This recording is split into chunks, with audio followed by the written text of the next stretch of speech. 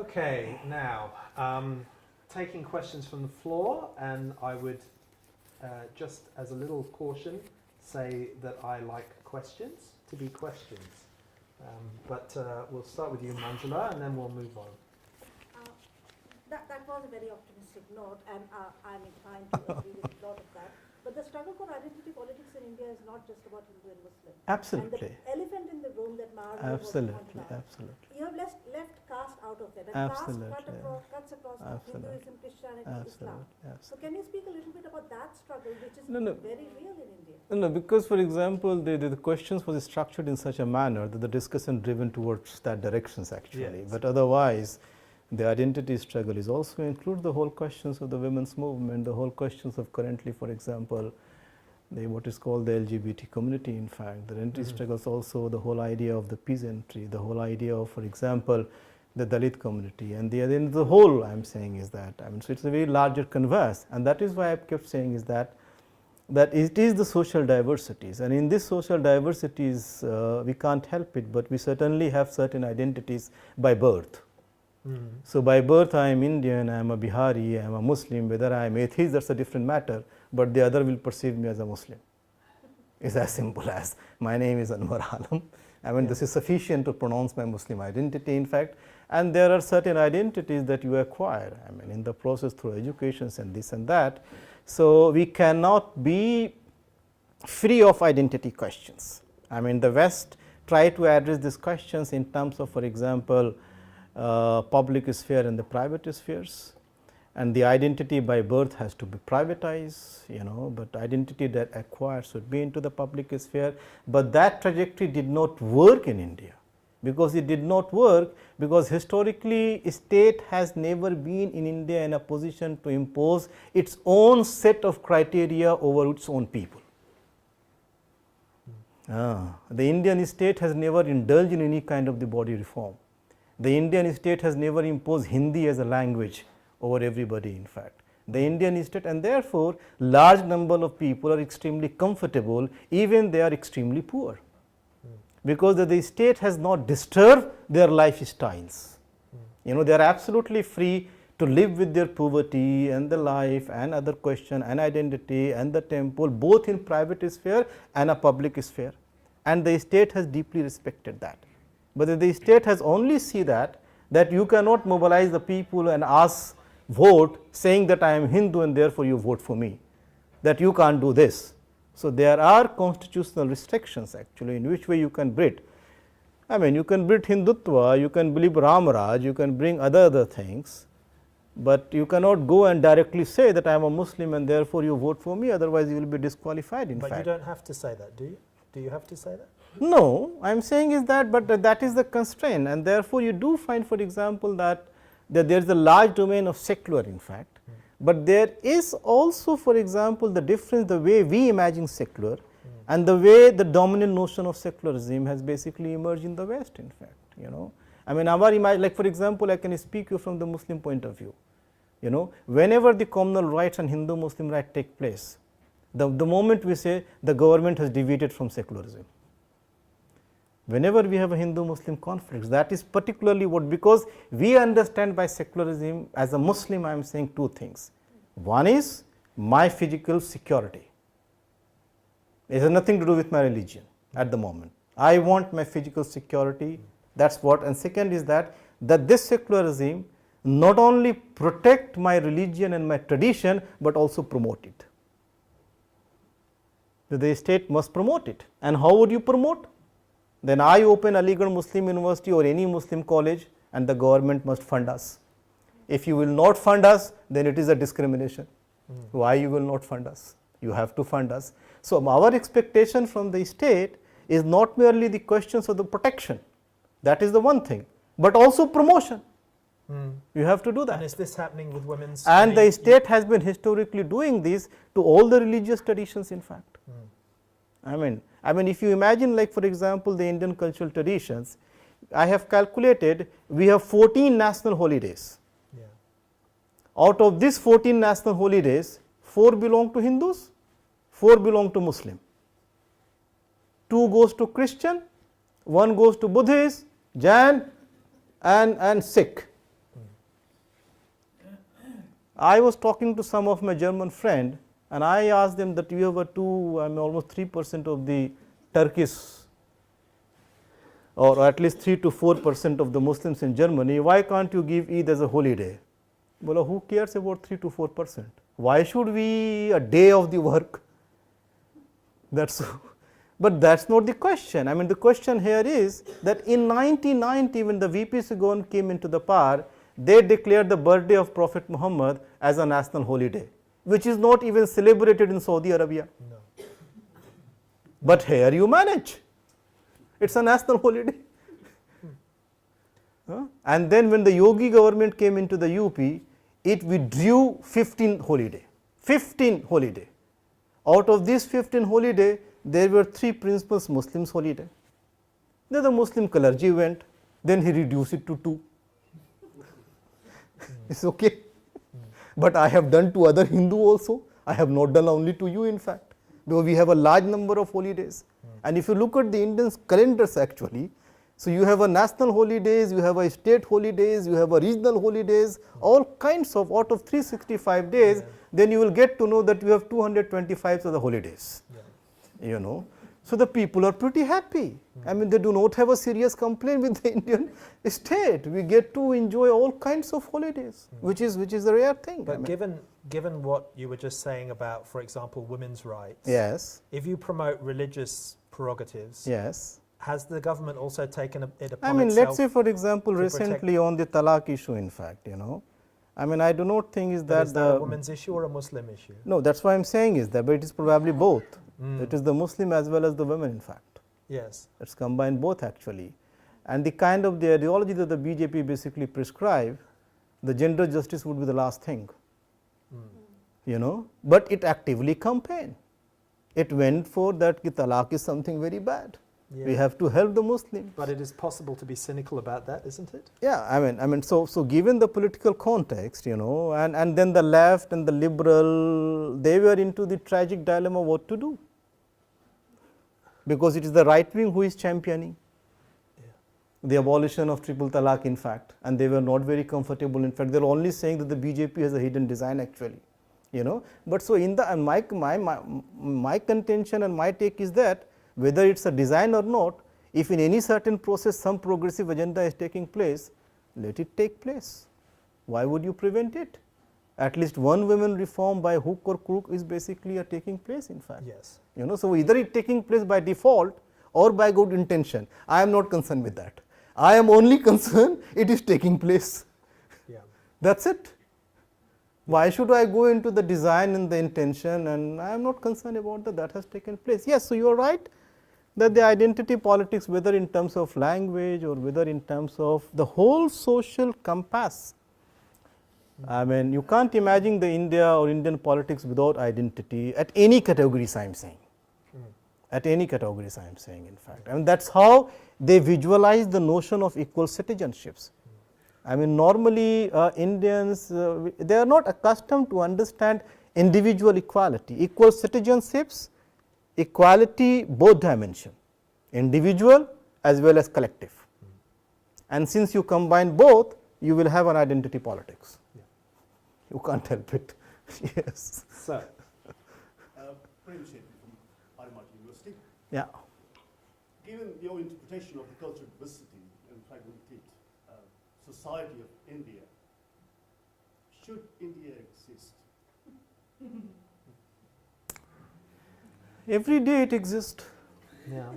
Yes, as a political But I mean, no, I'm saying is that as a political identity, as a political artifact, it is existing every day.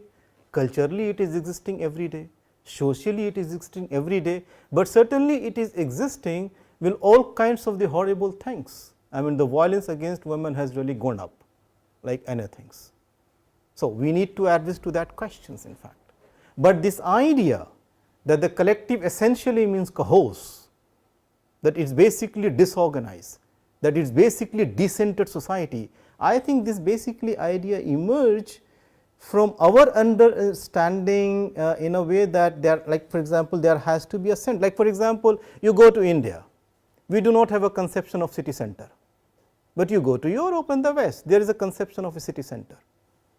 The center has to be there and everything is organized according to that. But in India, you go to Delhi, you ask anybody, auto wala, taxi wala, take me to the city center, he would not understand what is city center.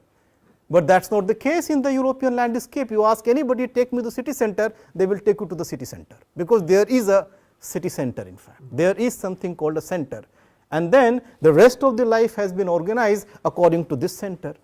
So, I believe is that India probably where this kind of diversities has historically existed, this idea that this diversity will clash if there is a no, it has its own center in fact, you know, it has and it acts in fact, you know. So, it is not necessarily as a cohorse. I mean, historically it has existed, and imagine for example, like you have a Russia, you have Czechoslovakia, you have Yugoslavia, all federal model, you know, but they all collapse. But this nation, who is far more diversified, but at least for last 70 years is remain intact, despite its brutalization of the life process in Kashmir. That is a different story. You know, you have a problem with Kashmir, you have a problem with the Northeast, but part of the problem is that both the Northeast and the Kashmir is the product of the agreements. They are not being visualized as a natural constitute of the idea of India. They have entered into idea through agreement, and therefore there is a deeper contestation of the agreement. The Kashmiris are saying you have not fulfilled the agreement. So does the northeastern state, they are saying you have not fulfilled the agreement for which we entered. You are supposed to have only three things: defense, communications and the foreign policy. The rest to belong to us, which you didn't do that. You reduce us to like a Bihar and UP, which we did not imagine. You know, and the rest of the India do not consider them, Kashmir in the north is as not something so natural.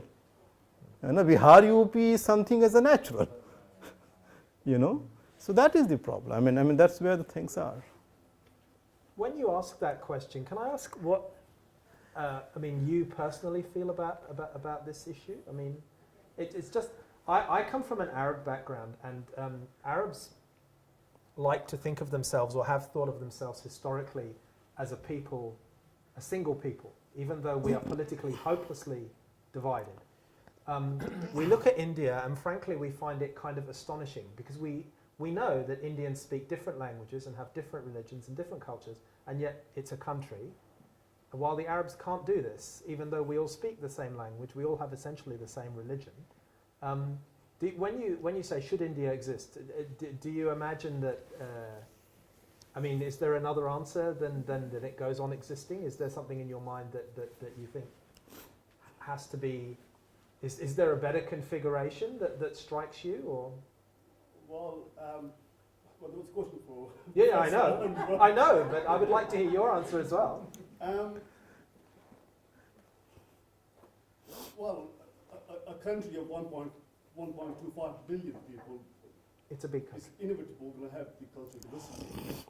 Yeah, and it's inevitably going to have the kind of... Is there, in essence, the reason literally of the country? Yeah. That is the question we need to create. Yeah. And I think homogenization is one way of creating that identity. Yeah. Yeah, but it also has, I think, I mean here, there's a lot of areas where I disagree with Professor Alam, and he probably no problem. And he probably realizes that from That's just absolutely from the fine. line of questioning, and it is fine. But I have to say that there's one area I don't disagree with him in, which is that flexibility around the question of identity and permissiveness and the willingness to always accommodate difference is a huge achievement. But also I think of Pakistan. I think of Pakistan in the 50s when they had what they called the one unit policy, which was an attempt to basically counterbalance the fact that Bengal was one entity with more or less one language, while the West, Pakistan, was very diverse. So they said, no, the West of Pakistan is not diverse, it's one Urdu-speaking unit, which of course was nonsense on the ground. And when you try and do that, and you try and chop off the legs and the hands to make it fit the bed, you end up with terrible, tragic consequences, arguably more tragic than some of the, I mean, you know, there has been conflict in India, but nothing on the scale that we've seen there. So, I mean, you know, to me, you know, it's still, I may not be as optimistic as you about the next 10 years, but I may, you know, I think there's a lot to be proud of, for want of a better word. This gentleman at the back, and then you, Sam.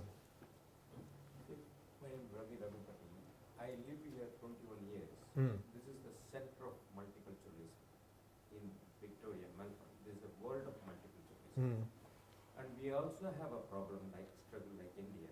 But the way the government is handling that every community in a very diplomatic way and very educative way. And do you think that if you bring the Indian politicians here and give a like a PhD or thesis or to sit in the Victorian Parliament, and they can learn that how the day-to-day multiculturalism is existing, and we are the great example in Melbourne, and then now Sydney, New South Wales is copying Victoria now, and they are adopting the Victorian thing, and this is the because my observation last 21 years, I come to understand conclusion and your things that Modi cannot enter Tamil Nadu because he don't have an ambassador.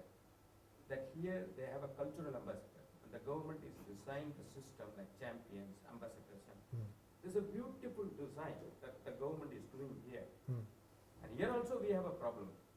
So but the way the handling, they're fantastic. But do you think that we can bring the Modi and Rahul Gandhi for 1 week training here? you have come. Do you think Modi and Gandhi also will come? With the community, and definitely they will learn good thing, and at least before they die they'll learn something good, and there is no struggle in India. What do you think about that? No, let us see, for example, it's a pretty good question, in fact. You have your own narratives and you have your own experiences and experiencing multiculturalism while living in Australia as a part of cosmology of the West, in fact. Even my mom told me that, Ravi, No, no, I am coming to the point. Here Yes. you know that please settle down. You Yeah, just come okay, as a sir. tourist and you just No, that's fair enough. Yeah. Fair enough. So if you look at, for example, Australia, and I am happy that the state has made a commitment for the multicultural kind of the public policies. The debates in Australia emerged in the 1970s, and by the 2000s came to the conclusions and institutionalized the discourse. But since India has lived historically, here the difference is that the state has entered to make the society more multicultural. Yes. And to make an institutional arrangement. India has been historically multicultural in everyday life, and therefore it does not require an ideology for any state, which the Australia has to do, because we have to move. But if we have a crisis, probably visualize that the Indian constitution should make a constitutional commitment, but that Indian constitution is already multicultural documents in many ways. It is fundamentally a multicultural document. The only difference is that the state does not officially prescribe to any kind of the multiculturalism, because it never felt the need. Now, as with regard to your questions about the political class and the politicians, I suppose that sometimes we do commit mistakes, in a sense that we have tend to, for example, understand politicians in a very bad ways. But this is my understanding, is that they have a remarkable conception of the people, in fact. They have been governing the country over the last 50s, 60s in a very unified way. They are thoroughly corrupt. There is no doubt that there is a various stages of the corruption. But when it comes to the governance, in terms of the sensitivity to the cultural symbols, and in terms, they are pretty good, in fact, and they do recognize, and they do institutionalize, and they do negotiate, and they do, for example, internalize. So if you look at from this point of view, we need to also acknowledge. I understand that things in Australia is pretty, for example, far more organized, that does not appear, but their multiculturalism is basically socially alive. I was in Germany working on a multiculturalism among the Muslims. You do find that the multiculturalism in UK and Germany is basically a local business. It's not a national business. It's localized. It's a district. That's it. But in India, it's a national business, multiculturalism. It's a national business. You move across from one place to different places. You are moving in a multicultural kind of the very context, in fact. And that requires a remarkable political engineering in terms of political practices, in fact. So that's where I sometimes give the credit to the Indian politicians, in fact. They are not ultimately the bunch of joker. They understand. and they are constantly involved into the electoral politics in fact, and they have to mobilize and they have to get the votes. Certainly things are not much institutionalized, there will be one man. I know for example in UK, you have a district committee, you have to visit the constituency, you have to do this, they do not do that. Once they go to the parliament, they will remain for 5 years there. We do not have that kind of institutionalization of democracy that I perfectly understand. And that is why I am saying is that we do not have a substantial democracy. All I am saying is that India has been successful in terms of procedural democracy. Yeah.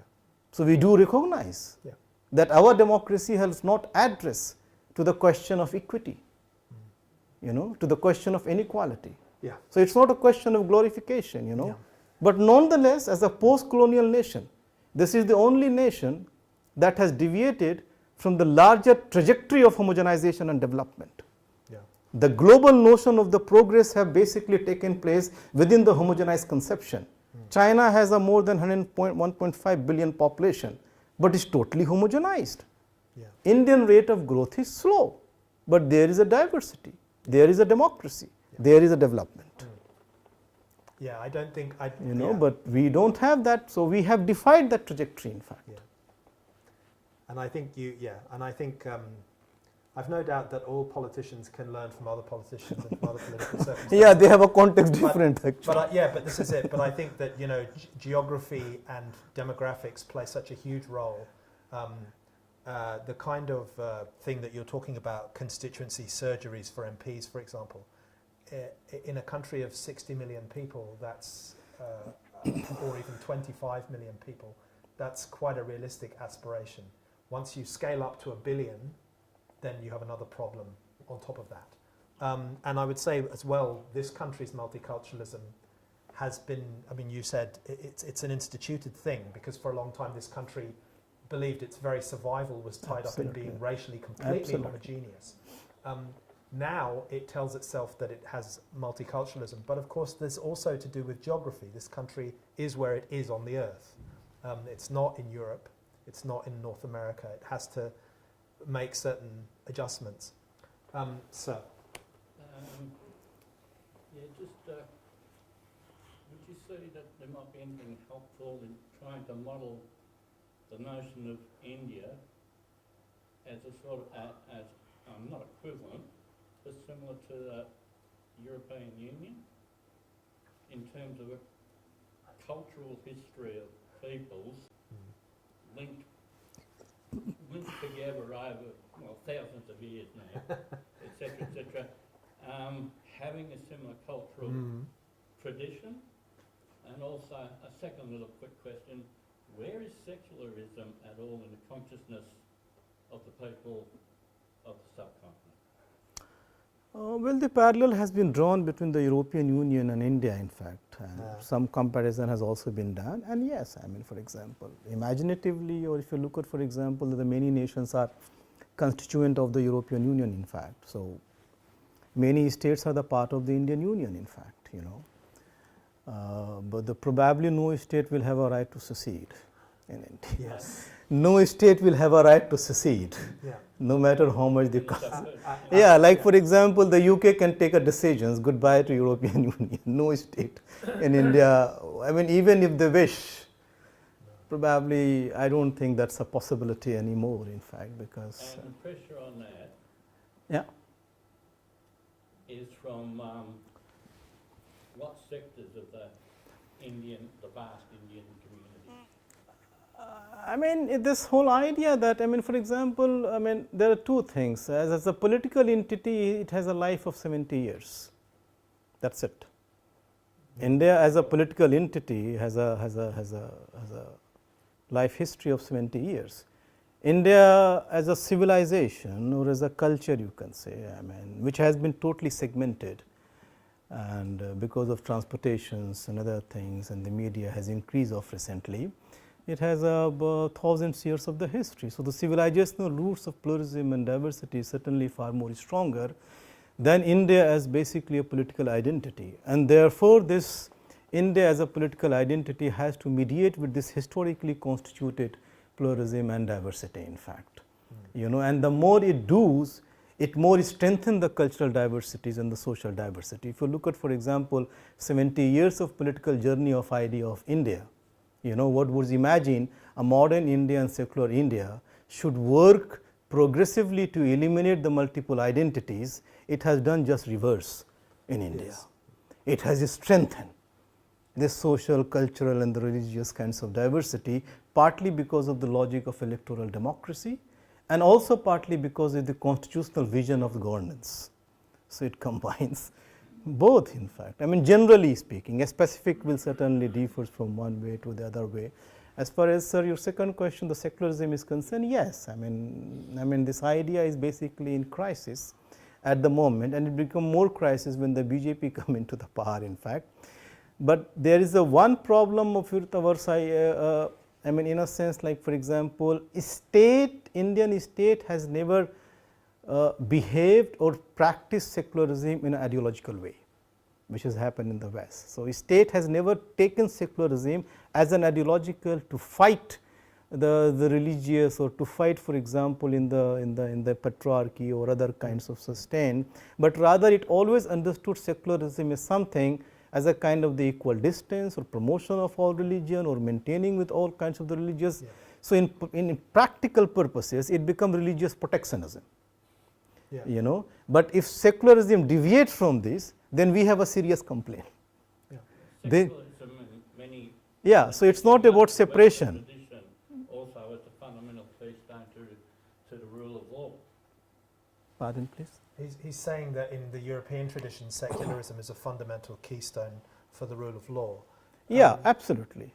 Yeah, I mean, it flows from that actually. But for us, secularism is a kind of the instrument of governance and maintenance of the social diversity. Yeah. So, what is keystone to the rule of law in this multiply diverse? I think that secularism is a one political instrument that maintain multiculturalism.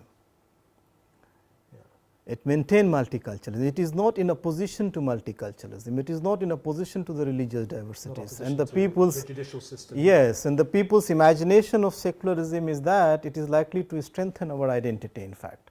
So, we do not have any kind of the separation or we do not have any kind of the fusion and neither, but we have a kind of, for example, like a state would like to pay attention to all religious traditions in fact, and that is what we means secularism. That essentially mean that I will be entitled to maintain my religious identity, to practice my religious identity and this and that.